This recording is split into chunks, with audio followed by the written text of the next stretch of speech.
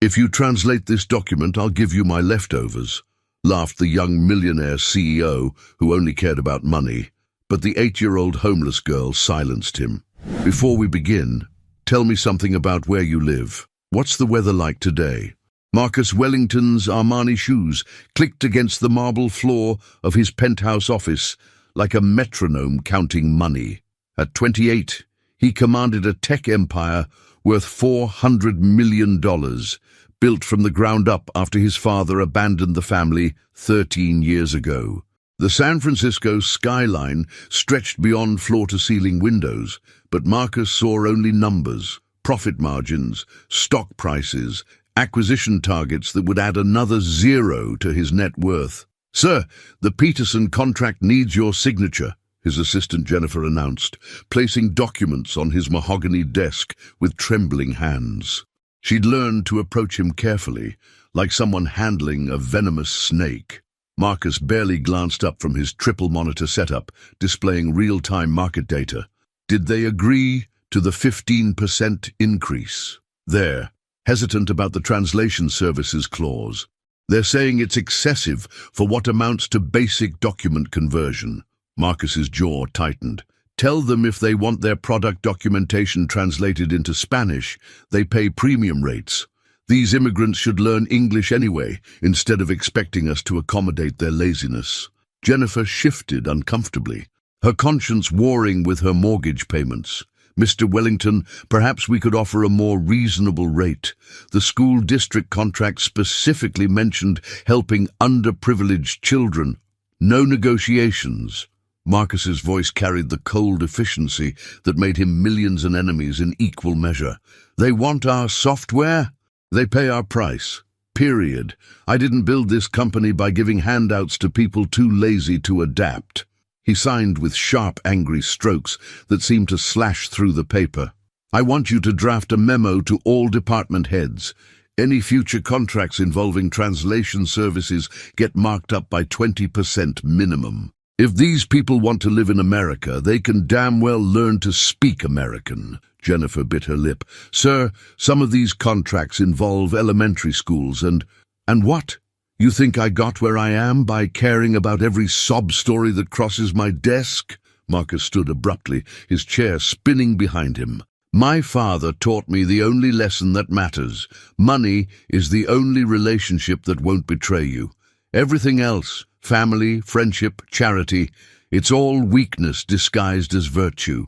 The December rain pelted against the windows like bullets, each droplet reflecting the neon glow of the financial district. Marcus slipped into his custom coat, worth more than most people's monthly salary, feeling the familiar weight of Italian wool and German buttons. "Reschedule tomorrow's board meeting," he commanded, heading toward the private elevator. "I want revised projections that show we can cut translation services entirely from our standard packages. Why should we subsidize linguistic incompetence?" As the elevator descended 40 floors, Marcus felt the familiar satisfaction of another profitable day. The numbers on his phone screen showed his net worth had increased by $50,000 since morning. Money was the only language that mattered, the only relationship worth maintaining. Everything else was sentiment for people too weak to face reality. The lobby's revolving doors spun Marcus onto Montgomery Street, where his driver waited beside a gleaming black Tesla Model S Plaid. The car's presence commanded respect, or at least recognition of power, but as he approached the vehicle, something caught his attention in his peripheral vision. A small figure huddled against the building's side entrance, barely visible in the shadows cast by the overhang.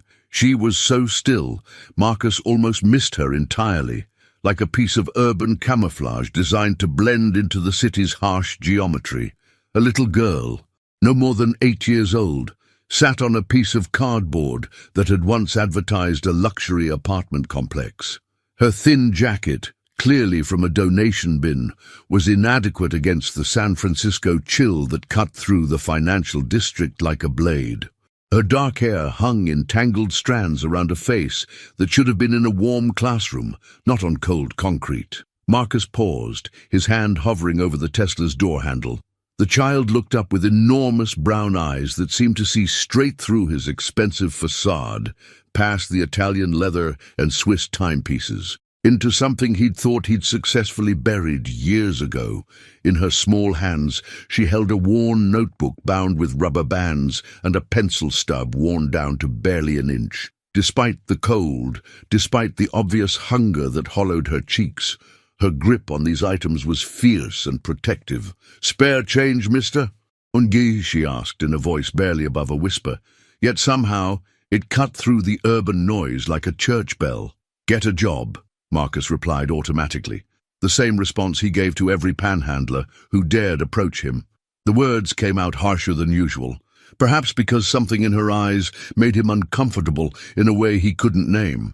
But something in the little girl's eyes made Marcus hesitate, his hand frozen on the car door handle. She didn't look away or shrink back like the others did when he dismissed them. Instead, she tilted her head with curious intelligence, studying him with the intensity of a scientist examining a particularly interesting specimen. "I can't get a job, mister. I'm only 8. Her voice held no resentment, no accusation, just simple, devastating truth delivered with startling clarity. "But I can read and write real good. Better than some grown-ups, I think. Want me to show you?" Marcus glanced at his Rolex, 7:15. His dinner reservation at the exclusive Prestige Club was at 8, and punctuality was everything in business. Time was money, and money was everything. Yet he found himself rooted to the spot, staring down at this child who spoke with the kind of directness that had been stripped from his adult world by lawyers and PR consultants. "What's your name?" The question escaped before he could stop it, surprising them both. "Emma Rodriguez. What's yours?" The directness caught him off guard like a left hook he never saw coming. When was the last time someone asked his name without first calculating his net worth? Without that gleam of opportunism that turned every conversation into a business transaction. Marcus Wellington. Emma's eyes widened with recognition, but not the usual awe or calculation he expected. Not the gold-digger sparkle or the intimidated fear. Instead, something that looked almost like sympathy. "You're the man who owns the big building with all the computers." She pointed toward his tower, its windows glowing like a monument to digital dominance. "My teacher used to talk about you in class. Before." Emma's voice trailed off, her small fingers tightening around the pencil like a lifeline. Marcus felt an unfamiliar tightness in his chest, something he hadn't experienced since his father walked out. "Before what?" "Before the accident. Before I had to leave school." Emma held up her notebook with reverent care.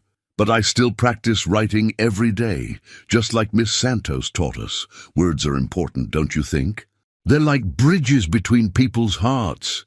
Marcus felt his throat constrict. When had anyone spoken to him about hearts? In his world, people had portfolios, assets, leverage, but hearts? Hearts were liability, emotional overhead that decreased efficiency. "Where are your parents?" Emma's expression grew solemn, aged beyond her years. "They're with the Angels now. Car accident 2 years ago. A drunk driver ran a red light while Mama and Papa were coming to pick me up from after-school care." She stated it matter-of-factly, like reciting a memorized lesson. "The social workers tried to find me a home, but there aren't enough families for all the kids who need them." The rain began falling harder, and Marcus watched droplets cling to Emma's eyelashes like tiny crystals. His driver honked impatiently, probably worried about traffic to the Marina District, but Marcus didn't move. "What's in the notebook?" Emma's face transformed, lighting up like Christmas morning. "Stories. I write about places I want to visit someday, and I copy down interesting words from newspapers people throw away. Big words that sound like music when you say them out loud. Want to see?" Before Marcus could respond, Emma flipped open her notebook with the careful reverence of someone handling a sacred text. The pages were filled with meticulous handwriting.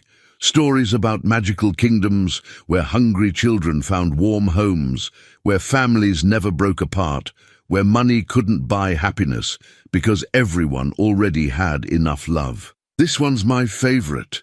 Emma said, pointing to a paragraph written in purple crayon. It's about a very rich man who forgot how to smile because he spent so much time counting his treasures that he forgot to count his blessings. But then he met a little girl who reminded him that the most valuable things can't be purchased or sold.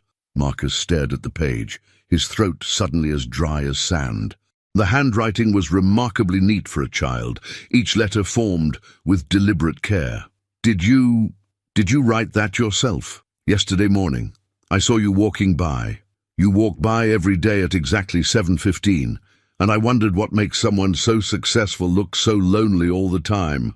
I'm not lonely, I'm focused, there's a difference. Emma studied his face with unsettling perception, her brown eyes seeming to catalogue every line of stress, every shadow of exhaustion.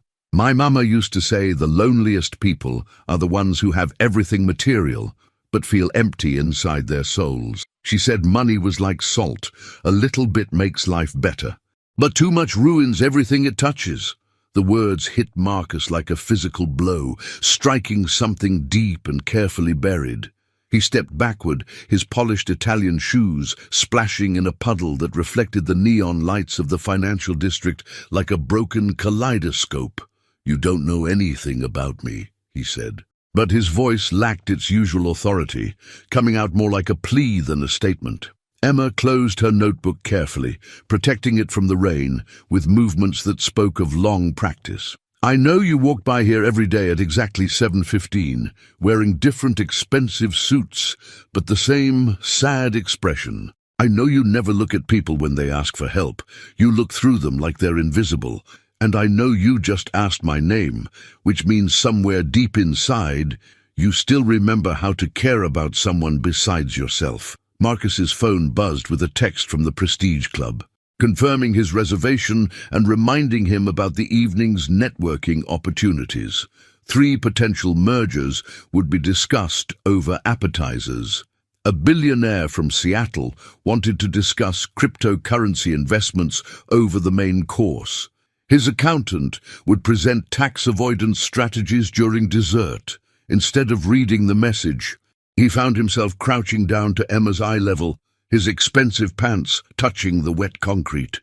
You're very intelligent for 8 years old. Intelligence doesn't keep you warm or fed, Emma replied with devastating honesty. But it helps you hope for a better tomorrow. Miss Santos used to say that hope was like a muscle. The more you exercise it, the stronger it gets. What do you hope for? Emma considered this seriously, her young face growing thoughtful in a way that reminded Marcus uncomfortably of his own childhood dreams, back when he'd wanted to be a teacher or a social worker, before his father taught him that helping people was for suckers. A place where I belong, people who want me around not because of what I can give them, but just because they like having me there. Maybe a chance to go back to school and become a teacher like Miss Santos was, so I can help other kids learn that words have power. What happened to Miss Santos?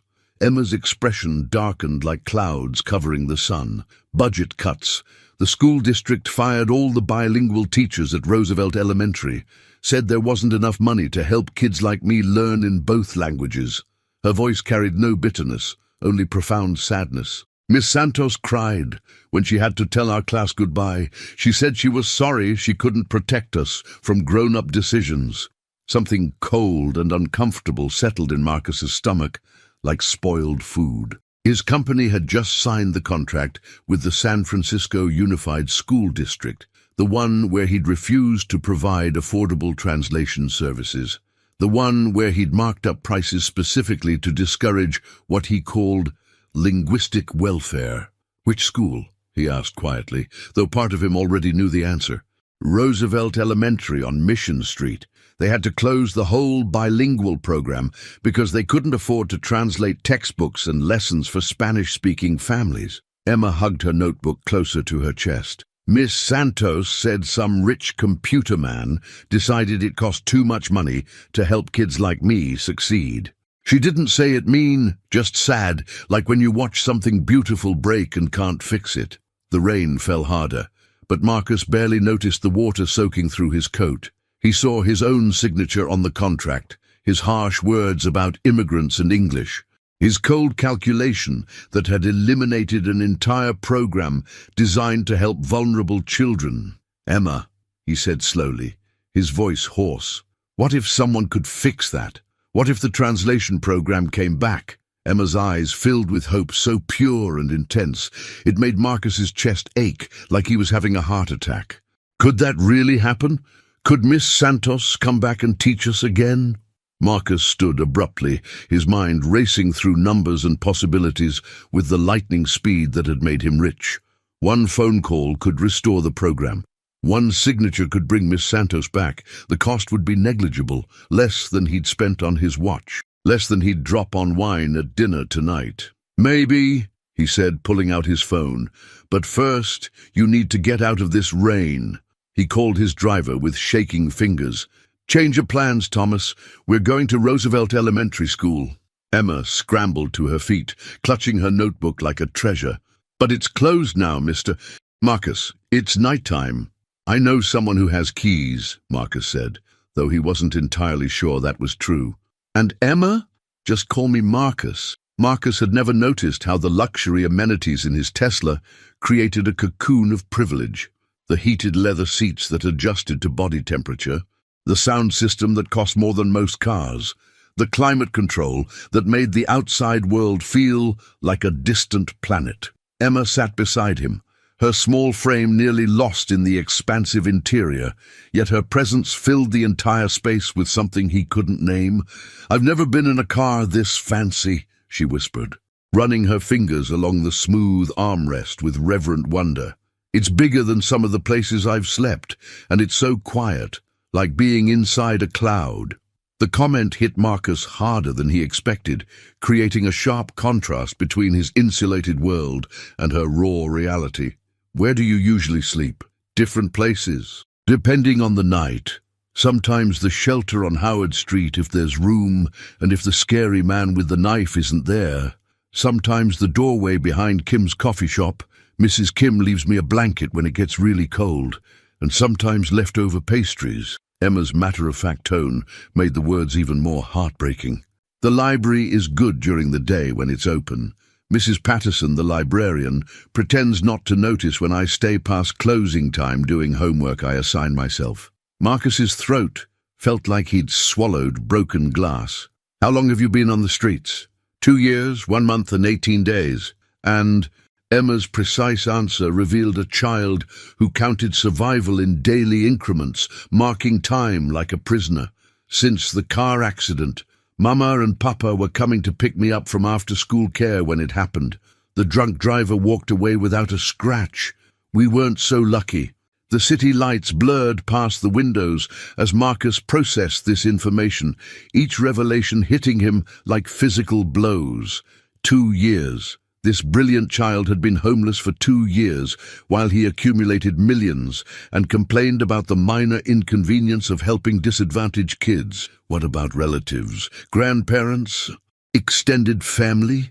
Papa's family is back in Guadalajara. They wanted to take me, but Emma's voice grew smaller, more fragile. Immigration said it was too complicated because I was born here, but they're not citizens yet. Too much paperwork, too many lawyers. Too expensive for people who work in restaurants and clean houses. She wiped her nose with the back of her hand. Mama's parents died in a hurricane when I was 4. The social worker, Miss Chen, she tried really hard to find me a family, but there are so many kids who need homes and not enough people who want to open their hearts. Marcus pulled out his phone and scrolled through his contacts until he found Sarah Chen, a social worker he'd met at various charity galas. Events he attended purely for business networking and tax write-offs. "I know Miss Chen," he said, his voice rough with emotion. Emma's eyes widened like he'd just revealed superpowers. "You do. She's really wonderful. She brings me sandwiches sometimes and checks on me when she can, but she has like 100 kids to help, and the system doesn't give her enough money or time for all of them. She cries sometimes when she thinks no one's looking."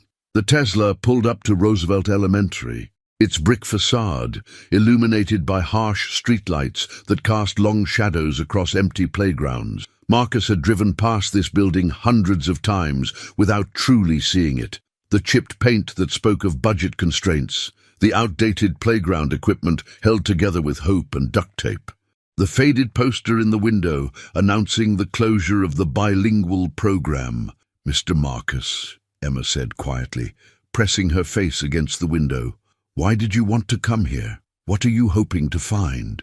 Marcus studied the building where his cold business decision had shattered dreams and futures, where children like Emma had lost their chance at education because he valued profit margins over human potential. "Because I think I made a terrible mistake, Emma.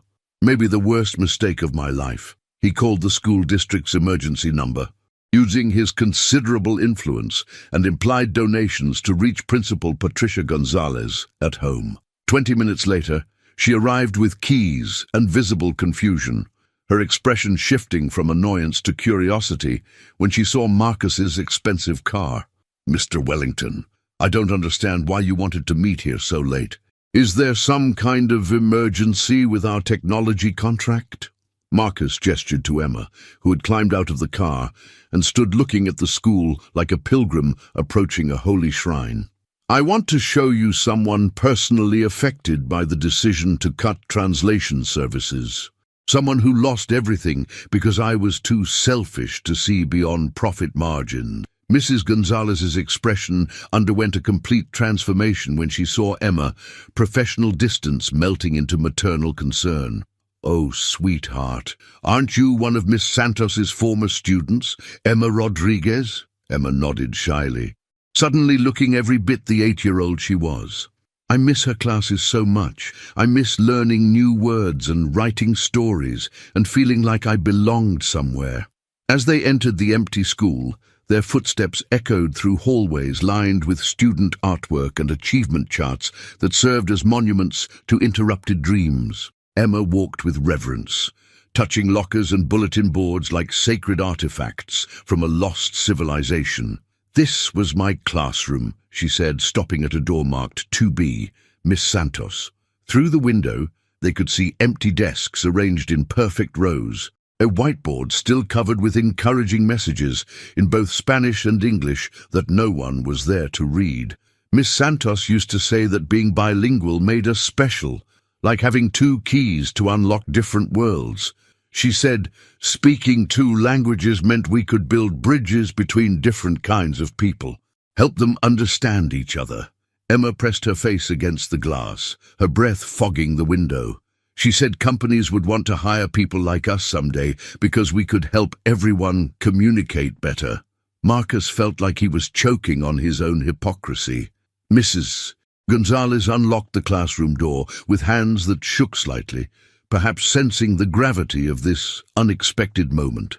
Emma stepped inside like she was entering a cathedral, her movements careful and reverent. She walked directly to her old desk, 3rd row, 2nd seat, and sat down with the careful precision of someone returning to a place of profound significance. "I used to sit right here every morning," she whispered, running her hands over the scarred desktop where someone had carved "Dream Big" in crooked letters. Miss Santos would read us stories in Spanish and English, switching between languages like she was weaving a tapestry of words. Then we'd write our own versions, and she'd help us understand that our thoughts mattered in both languages, that we didn't have to choose between being Mexican and being American. Marcus watched Emma transform before his eyes, from a streetwise survivor back into the eager student she'd once been. Her posture straightened, her eyes brightened with remembered joy, and for a moment, the weight of premature adulthood lifted from her thin shoulders like a physical burden being removed. "Mr. Wellington," Mrs. Gonzalez said quietly, her voice carrying years of educator's frustration, "I still don't understand why you're here. Your company was very clear about the costs being prohibitive. Your representative said that accommodating non-English speakers was enabling dependency rather than encouraging integration." Marcus pulled out his phone and called his legal team, despite the late hour, and despite knowing his lawyers charged $800 for emergency consultations. "David, it's Marcus. I need you to draft an amendment to the Roosevelt Elementary contract immediately. Yes, I know it's almost 8 p.m. This can't wait. Emma looked up from her desk, hope and disbelief warring in her expression like opposing armies fighting for control of her heart. Full translation services, Marcus continued into the phone, his voice growing stronger with each word. Textbooks, digital materials, teacher support, interpreter services, everything we originally proposed before we decided to prioritize profit over people. Cost is not a factor. Bill it as a charitable contribution if necessary. Mrs. Gonzalez gasped, her hand flying to cover her mouth. Mr. Wellington, are you saying? I'm saying Miss Santos gets her job back tomorrow morning if she wants it. The bilingual program is fully restored, effective immediately, and I want you to hire additional support staff, counselors, tutors, anyone who can help kids like Emma succeed. Emma's notebook fell from her hands, pages fluttering like wounded birds across the classroom floor. She scrambled to collect them, tears streaming down her face, each drop carrying 2 years of suppressed grief and sudden, overwhelming hope. Does this mean I can come back to school? She asked, her voice breaking like a dam bursting. Does this mean I can learn again and have friends and belong somewhere? It means more than that, Marcus said, kneeling to help gather her scattered stories. As he picked up the pages, he saw himself reflected in Emma's careful words. The sad, rich man who'd forgotten how to smile, the lonely king in his glass tower, the person who'd confused success with significance. One story caught his attention, The Invisible Girl Who Made a Difference. It told of a little girl who had no home and no family, but changed the world anyway, simply by believing that kindness was stronger than money, that love was more powerful than fear, that one person's courage could light up the darkness for everyone. Emma, he said, holding up the page with hands that trembled slightly, who taught you to write like this, to see the world with such wisdom? Miss Santos started it, but mostly I learned by watching and listening. When you're invisible like me, you see how people really are when they think no one's watching. Emma wiped her eyes with the back of her hand, leaving streaks on her dirt-smudged cheeks. You see their true hearts. Marcus felt a chill that had nothing to do with the December weather outside. What have you seen in people's hearts? Emma considered this seriously, her young face reflecting the weight of premature experience. I've seen people step over hungry kids to get to expensive restaurants, like poverty was contagious. I've seen men in $1,000 suits argue about money, while families with babies lose their homes on the same street. I've seen people throw away enough food to feed me for a week because it wasn't perfectly fresh. She paused, then continued with remarkable balance. But I've also seen Mrs. Kim leave me food when her own business was struggling. I've seen Miss Chen work until midnight trying to help kids like me, even though the system pays her almost nothing. I've seen teachers spend their own money on supplies because they love their students more than their budgets. Emma looked directly at Marcus with those penetrating brown eyes that seemed to see straight through to his soul. And tonight, I saw a very rich man realize that making money and making a difference don't have to be different things. I saw someone remember that having power means having responsibility to help people who don't have power. Mrs. Gonzalez was crying now, tears streaming down her face as she pressed her hands to her mouth. Mr. Wellington, this is an absolute miracle. Do you understand what this means for our community? But Marcus was staring at Emma, understanding dawning like sunrise after the longest night of his life. You wrote that story about the sad rich man before you ever spoke to me, didn't you? Emma nodded solemnly. I've been watching you for months, hoping someday you'd see me. Not because I wanted your money, but because I thought maybe if someone as powerful as you remembered what it felt like to be lonely and scared, you might help other people feel less alone too. The classroom fell silent, except for the distant hum of the heating system struggling against the December cold, and the soft patter of rain against windows that reflected their small group like a painting of hope being born. Marcus stared at this 8-year-old girl who had systematically dismantled every wall he'd built around his heart over the past 13 years. Emma hadn't manipulated him or tried to guilt him into charity. She hadn't demanded anything or played victim. Instead, she'd simply existed with such authentic grace that her very presence had forced him to confront the man he'd become versus the person he'd once dreamed of being. "Emma," he said slowly, his voice catching on words that felt foreign on his tongue. "You said there aren't enough families for all the kids who need them." She nodded carefully, suddenly wary, as if sensing that something monumental was shifting in the air around them. "What if?" Marcus's voice broke completely, the words carrying the weight of a decision that would change everything. What if there was one more family available? What if there was someone who had everything material but realized he had nothing that actually mattered? Mrs. Gonzalez and Emma both froze, the magnitude of his suggestion settling over the classroom like dawn breaking after an endless night. The silence stretched between them, heavy with possibility and terror and hope. "Mr. Wellington," Mrs. Gonzalez whispered, her educator's instincts warring with her heart, "are you suggesting—" "I'm suggesting that I have a 5-bedroom penthouse with nobody to share it with except my own regrets. I'm suggesting that Emma is the wisest, most courageous person I've met in my entire adult life, regardless of age.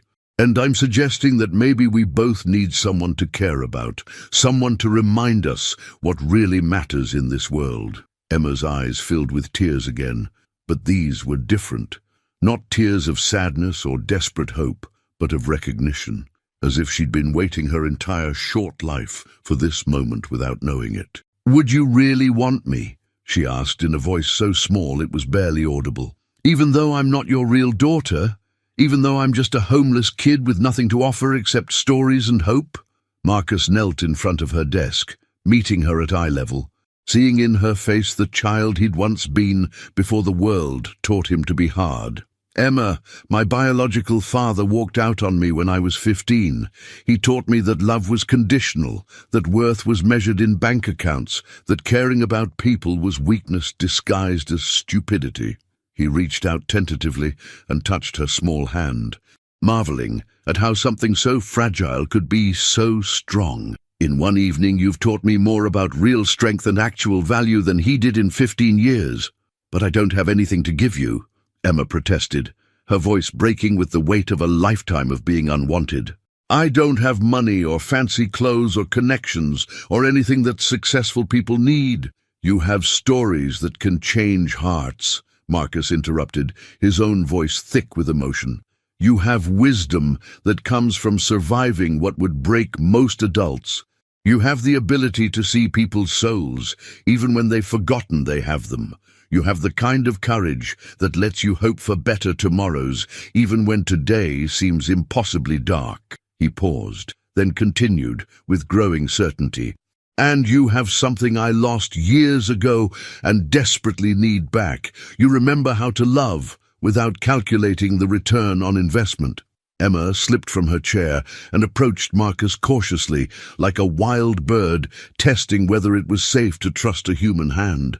"Would I really be able to go to school again, every day, every single day? You'd have your own room, with a desk for writing and shelves for all the books you could ever want to read. You'd have clothes that fit and food whenever you're hungry and people who think you're precious just because you exist. Could I keep writing stories? I'd be disappointed if you stopped. Someone needs to remind me what really matters when I inevitably forget and start counting money instead of blessings." Emma reached out with one small finger and touched Marcus's face, tracing the lines of stress and loneliness etched around his eyes like a map of wasted years. "You're not sad anymore, are you?" "Daddy," Marcus caught her hand and held it gently, feeling tears he hadn't shed since childhood threatening to fall. "No, Emma. For the first time in 13 years, I'm not sad."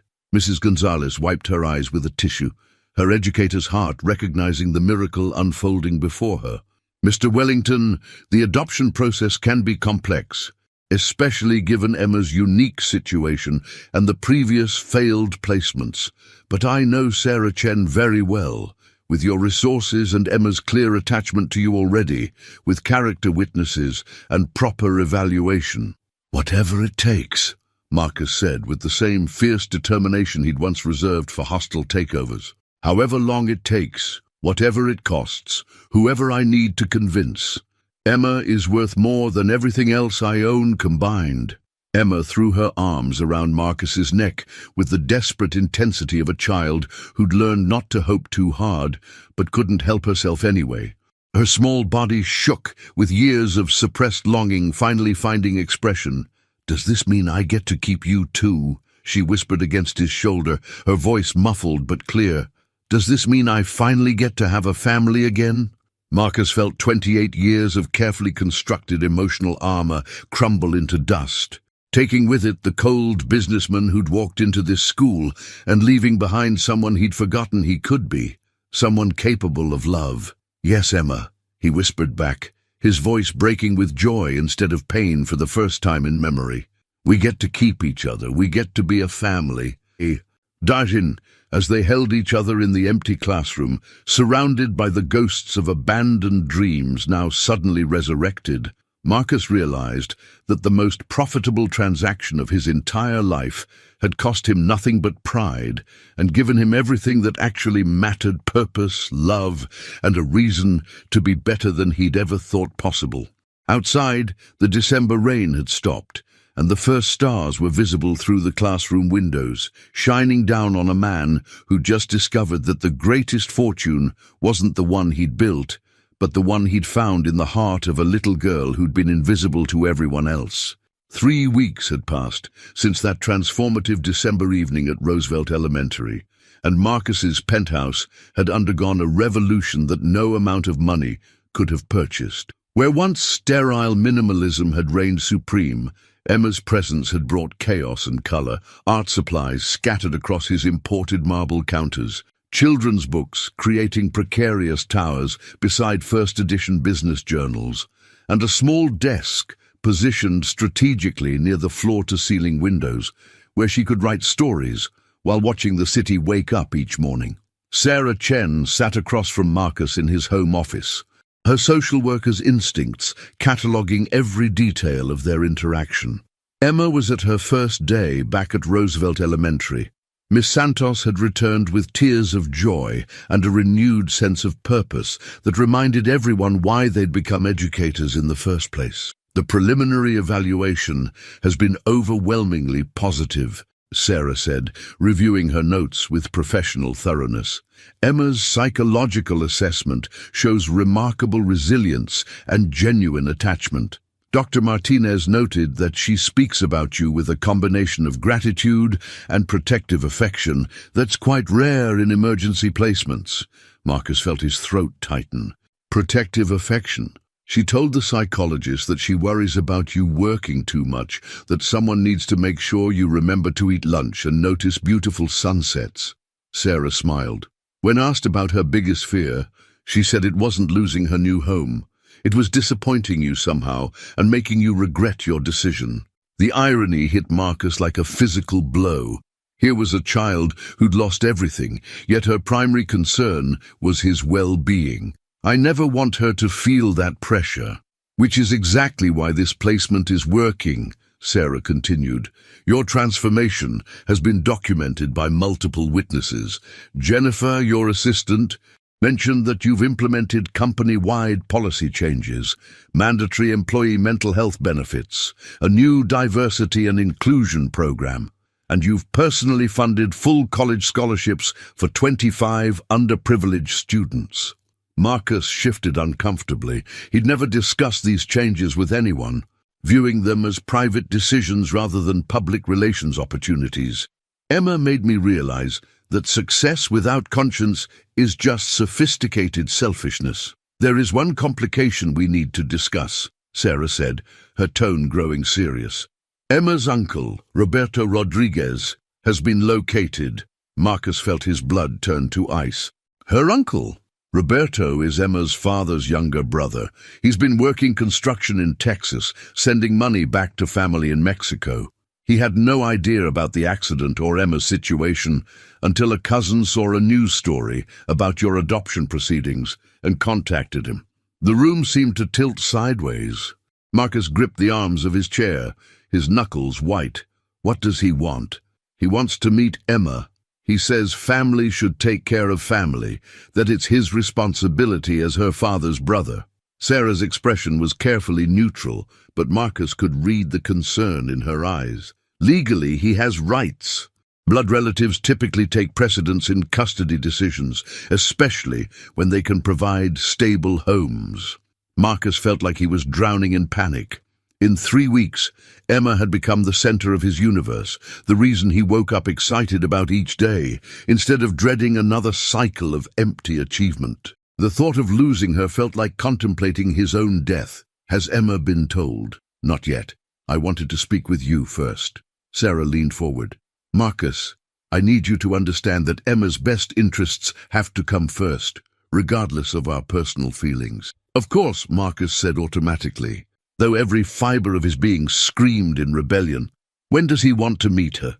This weekend. He's driving up from Houston. Sarah gathered her papers. I know this is terrifying, but remember, Emma has a voice in this decision too. She's not a piece of property to be claimed. She's a person with feelings and preferences that courts are required to consider. After Sarah left, Marcus stood at his windows, looking out at the city that had once represented conquest and now felt like a potential prison. How could he explain to an 8-year-old that the family she'd just found might be taken away by biology and legal precedent? His phone rang. Mr. Marcus? Emma's voice carried the excitement of a child experiencing joy for the first time in years.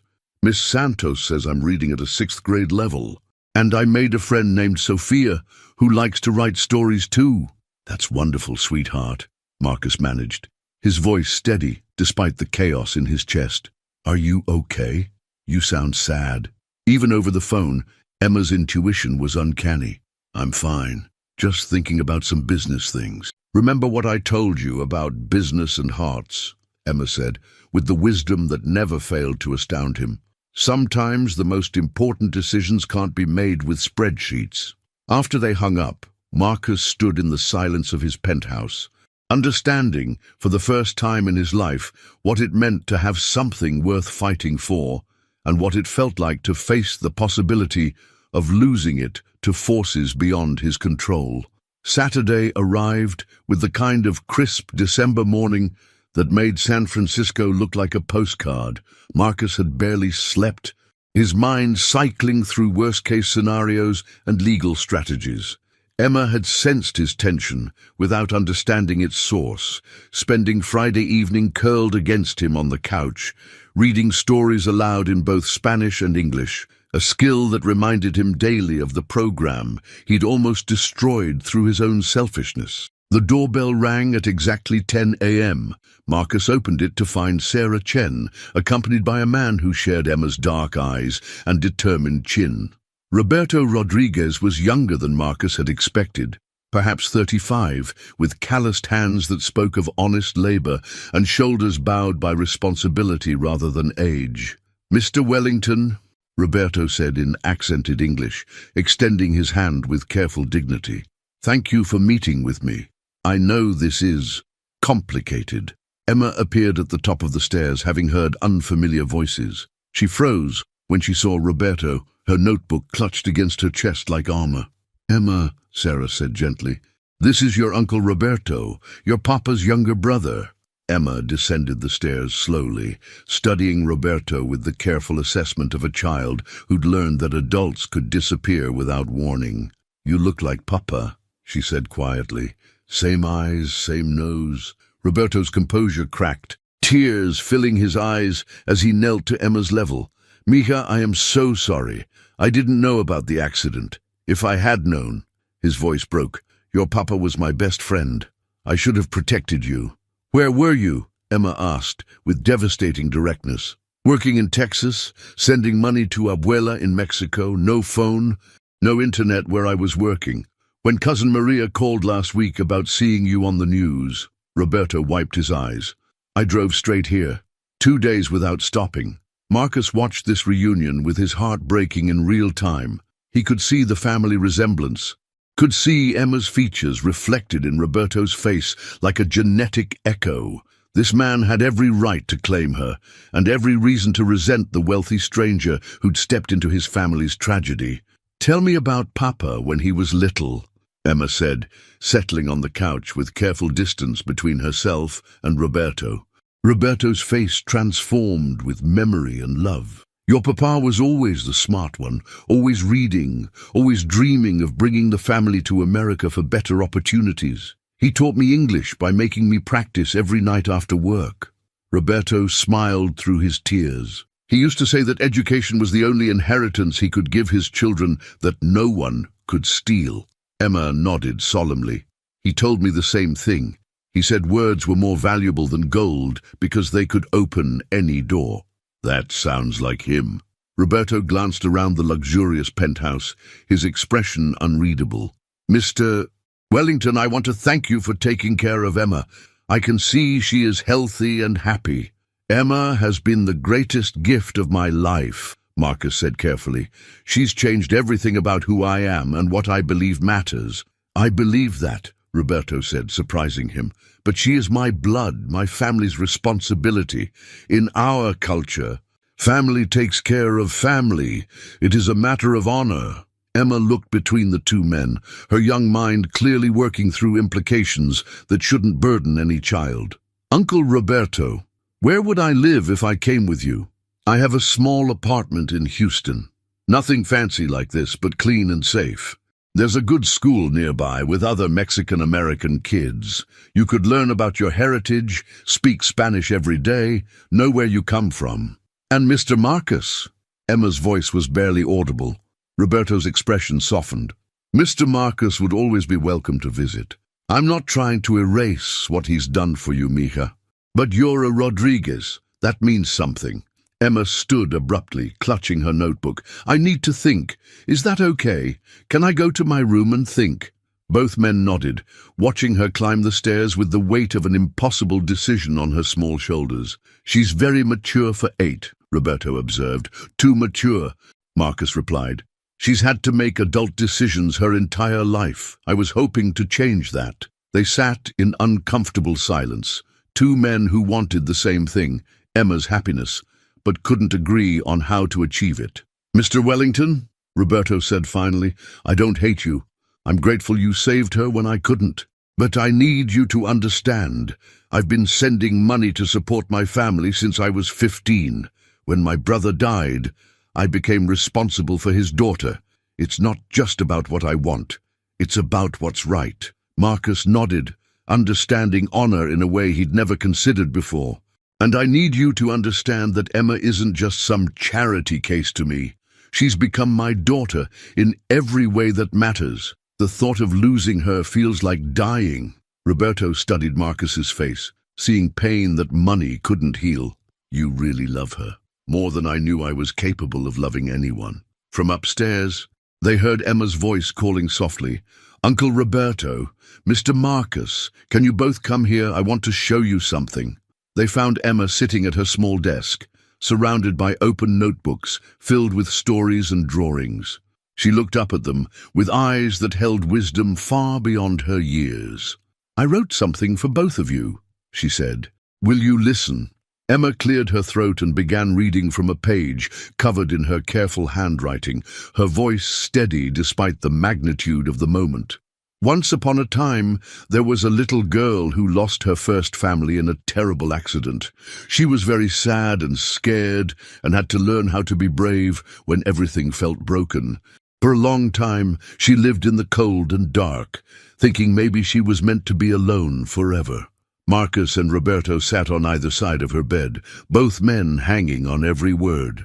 Then one day, she met a man who had forgotten how to love because he was scared of being hurt again. He had everything money could buy, but nothing his heart really needed. When they found each other, something magical happened. They remembered that families aren't just about blood or birth certificates. They're about people who choose to love each other even when it's scary. Emma turned the page, her voice growing stronger. But then the little girl's uncle found her, and he loved her too, because she reminded him of his brother who had gone to heaven. The uncle had honor and tradition and wanted to do right by his family. He offered her a different kind of love, the love of knowing where she came from and who her people were. She looked up at both men, tears in her eyes but determination in her voice. The little girl realized she didn't have to choose between two different kinds of love. She could have both, if everyone was brave enough to create a new kind of family, one built on choice and care, instead of just blood or just convenience. Roberto and Marcus exchanged glances, beginning to understand where Emma's wisdom was leading them. "Uncle Roberto," Emma said, turning to face him directly, "I want to know about Papa and our family in Mexico. I want to learn the songs Abuela sang and the stories about our ancestors. I want to speak Spanish without feeling ashamed and understand why Papa came to America and what he dreamed for me." Roberto's face lit up with hope and pride. "But," Emma continued, holding up her hand, "Mr. Marcus is my Papa now too. He chose me when I was invisible to everyone else. He changed his whole life to make room for me. He brought Miss Santos back and helped my school and became a different person because loving me made him better." She stood up, looking between them with 8-year-old seriousness. "I don't want to choose. I want Uncle Roberto to be my family, and I want Mr. Marcus to be my Papa. Can't we all be a family together?" The room fell silent except for the sound of two grown men trying not to cry. Roberto spoke first, his voice thick with emotion. "Mija, what are you suggesting?" "I'm suggesting that maybe Uncle Roberto could move to San Francisco. Maybe Mr. Marcus could help you find a good job here, and you could live nearby, so I could see you all the time. Maybe we could have Sunday dinners together and you could teach me about our traditions, while Mr. Marcus helps me with school and writing." Marcus felt his heart expanding in ways he hadn't known were possible.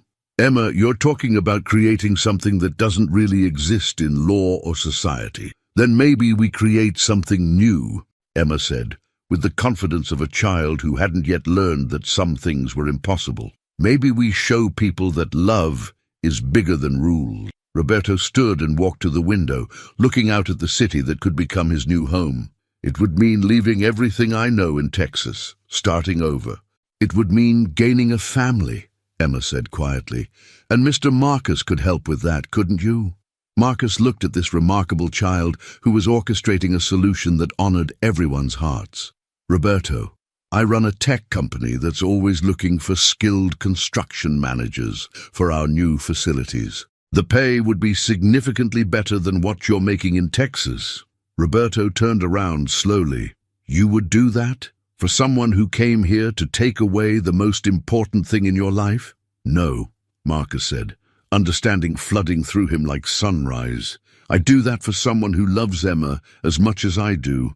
Someone who could give her something I never could, a connection to her heritage and her father's memory." Emma clapped her hands together. "So we can try? We can all be a family together?" Roberto looked at Marcus, and something passed between them, an understanding that transcended competition and entered the realm of shared purpose. "There would have to be legal arrangements," Roberto said slowly. "Shared custody, clear boundaries, respect for both relationships." "I have excellent lawyers," Marcus replied. "They can structure whatever we need to make this work legally and emotionally." Emma launched herself at both men, wrapping her arms around them in a three-way hug that felt like coming home. "This is how families should be," she said, her voice muffled against their shoulders. "Not fighting over who owns who, but choosing to love each other, even when it's complicated." As they held each other in that sunlit room, filled with Emma's stories and dreams, Marcus realized that his greatest business negotiation had just been conducted by an 8-year-old girl who understood partnership better than any Harvard MBA. She hadn't chosen sides. She'd expanded the definition of family itself. But even as joy filled his heart, a small voice in the back of his mind whispered a question that would soon demand an answer. Was this beautiful solution too good to last, or were there still secrets waiting to emerge from the shadows of the past? 2 months later, the unconventional family arrangement was thriving beyond anyone's expectations. Roberto had moved into a beautiful apartment, 6 blocks from Marcus's penthouse, close enough for daily involvement, but far enough to maintain healthy boundaries. Marcus's company had hired him as a construction coordinator for their new campus expansion, where his bilingual skills and work ethic quickly earned respect from colleagues and supervisors alike. Emma flourished under the dual attention, her Spanish improving rapidly under Roberto's patient tutoring, while her English writing skills soared under Marcus's encouragement. She kept detailed journals about her dual heritage, creating stories that bridged 2 cultures with the natural ease of a child who saw connection where adults often saw division. But on this particular Tuesday evening, as they gathered for their weekly family dinner at Marcus's penthouse, the careful equilibrium they'd built was about to face its greatest test. Roberto arrived carrying a manila envelope, his usually cheerful demeanor replaced by visible anxiety.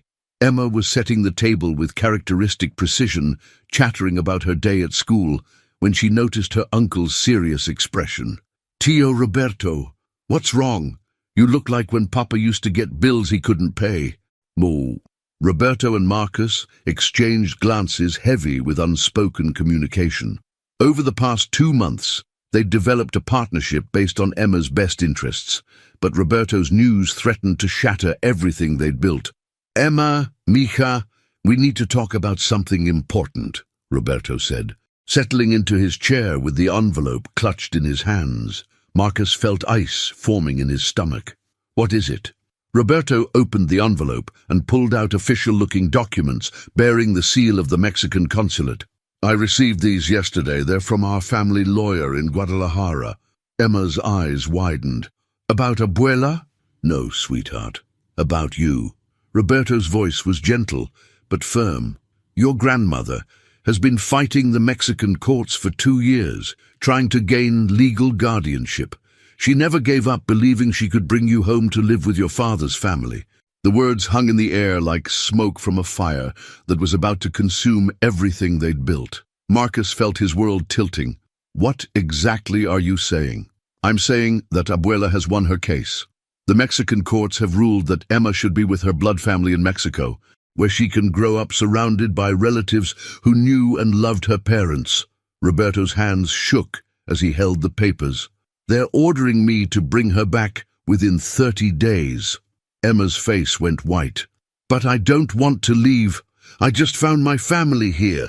"It's not about what any of us want, mija," Roberto said, tears beginning to form in his eyes. "It's about Mexican law and family honor and doing what our ancestors would expect." Marcus stood abruptly, pacing to the windows that overlooked the city where he'd built his empire and found his heart. "There has to be something we can do. Appeals, international custody law, diplomatic channels. I've already consulted with 3 different lawyers," Roberto interrupted, "because Emma was born in the United States. It's complicated, but because both her parents were Mexican citizens and she has extensive family in Mexico actively seeking custody. The International Family Court tends to favor keeping children with their cultural heritage." Emma clutched her notebook to her chest, the same gesture Marcus had first seen that night in the rain. "Tio Roberto, do you want me to go to Mexico?" The question hit Roberto like a physical blow. He buried his face in his hands, his shoulders shaking with suppressed sobs. "Part of me wants to honor our family's wishes and take you home where you belong, but another part of me sees how happy you are here, how much you've grown, how much Mr. Marcus loves you." "And which part is winning?" Emma asked with devastating directness. Roberto looked up, his face streaked with tears. "The part that thinks an 8-year-old shouldn't have to keep making impossible choices about where she belongs." Marcus returned to the table, his mind racing through possibilities and resources. "What if we fight it? What if we take it to the U.S. courts and argue that Emma's best interests are served by staying here?" "We could try," Roberto said, "but international family law is complex, and the Mexican side has a strong case. Emma would be with blood relatives who've been trying to claim her since the accident. They can provide cultural continuity and extended family support." Emma stood up suddenly, her chair scraping against the floor. "Stop talking about me like I'm not here. Stop acting like I'm a package you need to ship to the right address." Both men fell silent, chastened by the fury in her voice. "I'm 8 years old, not 2, Emma continued, her voice rising with frustration and pain. "I have thoughts and feelings and opinions about my own life. Doesn't anyone care what I actually want?" "Of course we do," Marcus said quickly. "But sometimes the law is made by adults who think they know what's best for kids without asking the kids."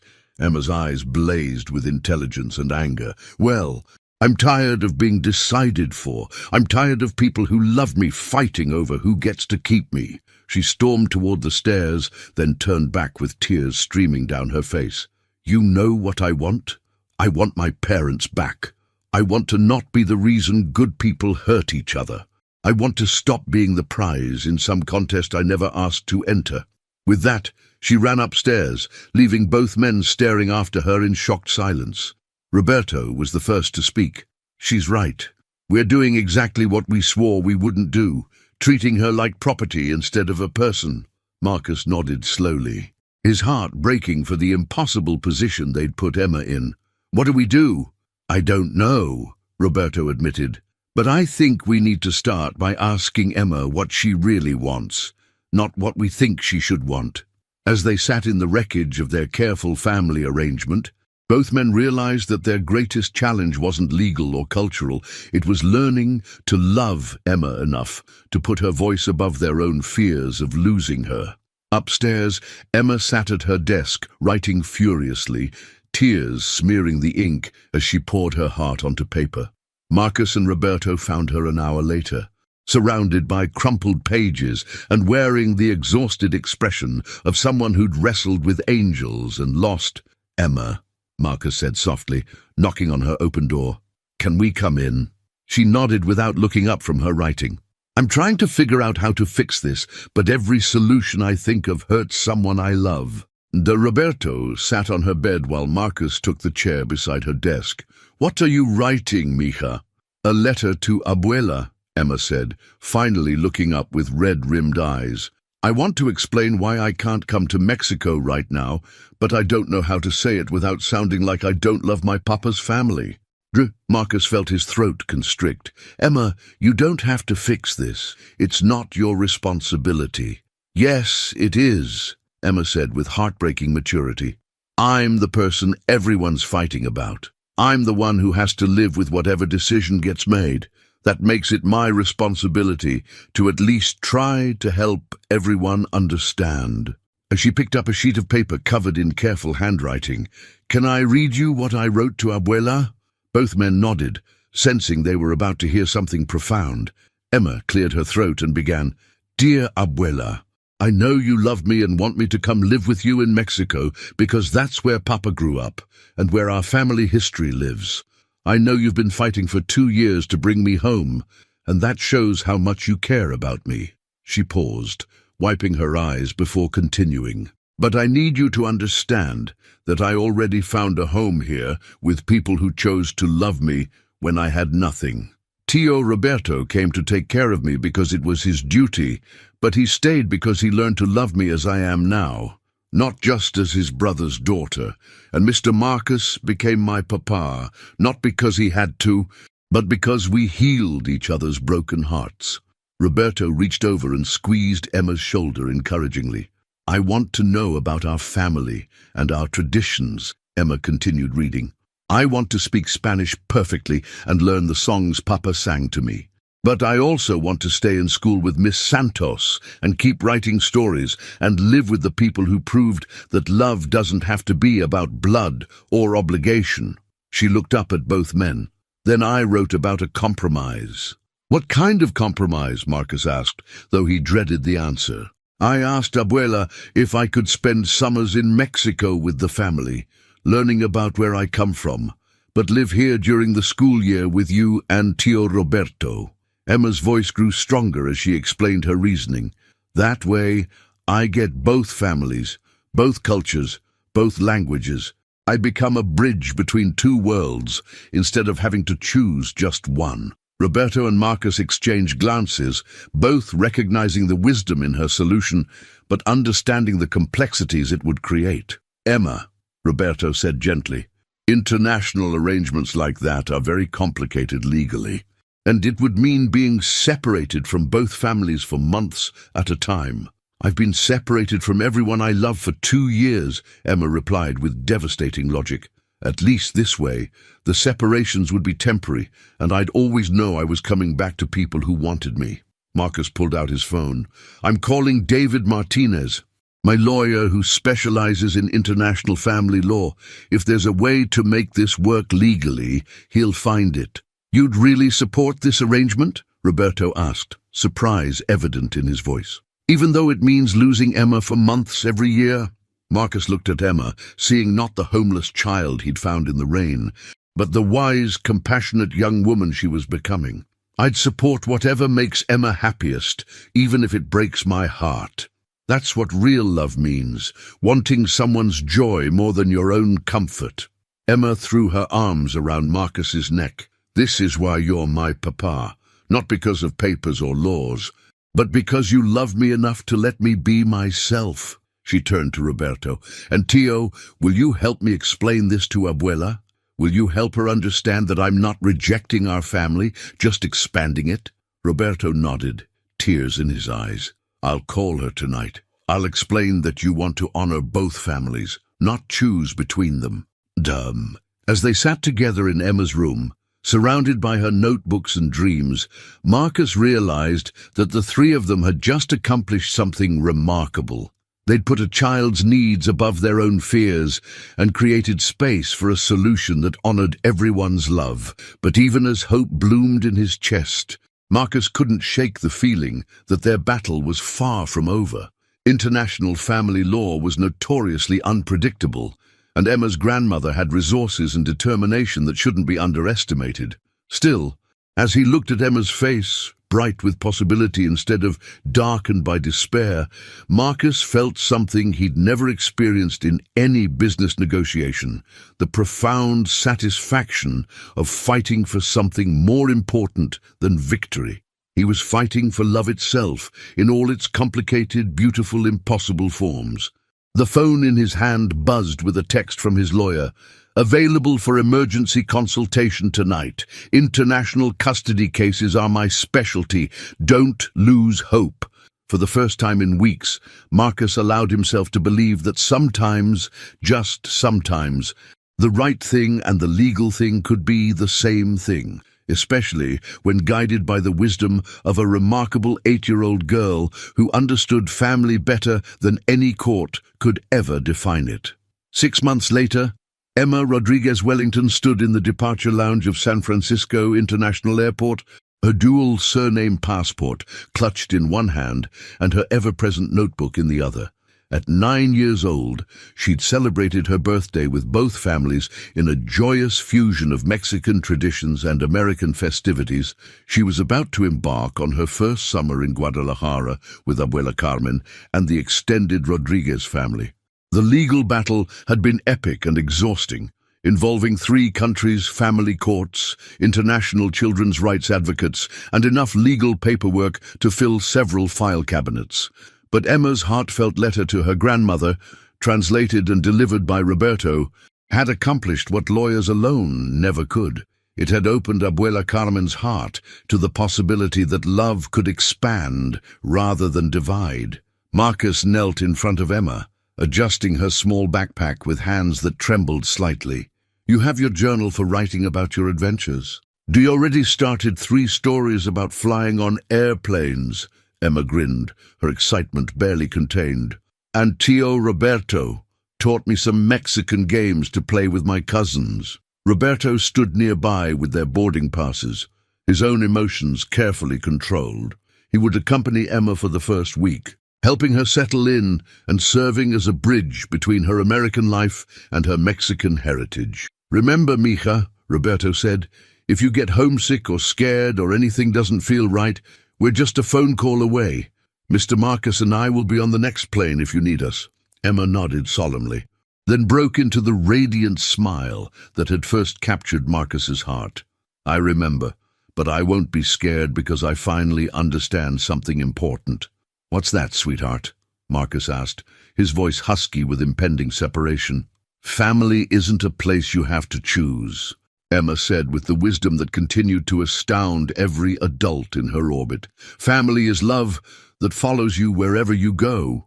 I'm taking both my families with me in my heart, and that means I'm never really leaving anyone behind." She pulled out her notebook and showed them a drawing she'd made, a heart divided not by lines that separated, but by bridges that connected. On one side, she'd drawn Marcus in his business suit, Roberto in his work clothes, and Miss Santos in her classroom. On the other side, she'd carefully sketched Abuela Carmen, cousins she'd only seen in photographs, and the Mexican home where her father had grown up. "See?" Emma pointed to the bridges between the two sides.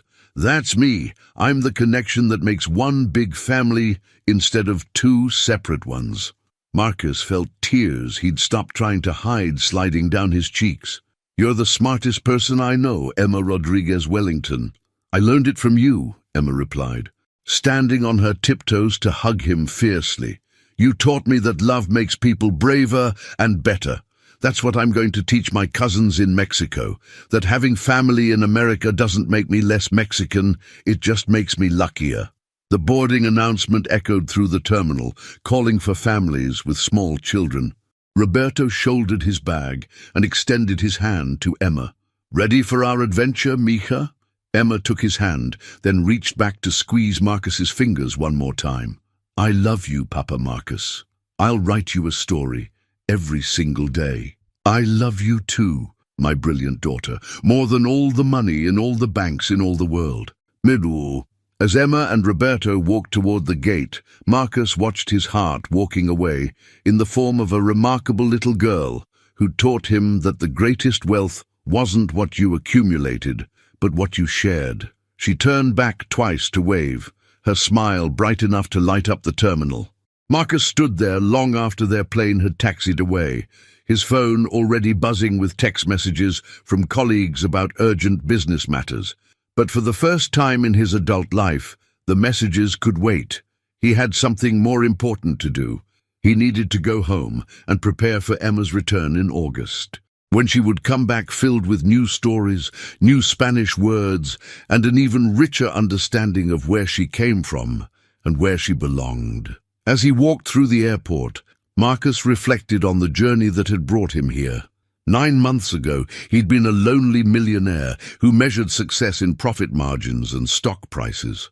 Tonight, he was a father whose greatest achievement was a 9-year-old girl's happiness, whose most valuable possession was a collection of handwritten stories about hope and love and families that transcended every boundary society tried to impose. His phone rang. The caller ID showed Emma's number. She must have already landed and made it through customs. "Papa Marcus!" Emma's voice bubbled with excitement and exhaustion. "I'm here. Abuela is crying happy tears, and all my cousins want to hear about American schools, and Tio Roberto says the house smells just like when Papa was little." "That's wonderful. Sweetheart, are you happy?" "I'm perfect," Emma said, and Marcus could hear the truth in her voice. "Because I know where I come from now, and I know where I'm going back to, and both places are filled with people who love me exactly as I am." After they hung up, Marcus stood in the airport parking garage beside his Tesla, looking up at the stars that connected San Francisco to Guadalajara, to every place love had ever built a bridge between hearts. He thought about the homeless little girl who'd been invisible to the world until she made herself seen through courage and wisdom. He thought about the cold businessman who'd been slowly dying inside his expensive fortress until love saved him from his own success. And he smiled, really smiled, for the first time in 13 years, understanding that the greatest fortune he'd ever earn was the trust of a child who'd looked past his money to see his soul, and then loved both enough to transform them into something beautiful. The stars shone down on a man who'd learned that the most profitable investment was love, that the highest return came from giving rather than taking, and that sometimes the most important business deal was negotiated not in boardrooms, but in the heart of a little girl who understood that family wasn't about ownership. It was about belonging. Marcus drove home to a penthouse that was no longer empty, because it was filled with the promise of return, the memory of laughter, and the certainty that love, once given freely, creates wealth that can never be lost or stolen or diminished. In his pocket, his phone buzzed with a text from Emma. "Writing my first Mexican story tonight. It's about a rich man who became truly wealthy when he learned the difference between having everything and having enough. Love you, Papa. See you in August." Marcus Wellington.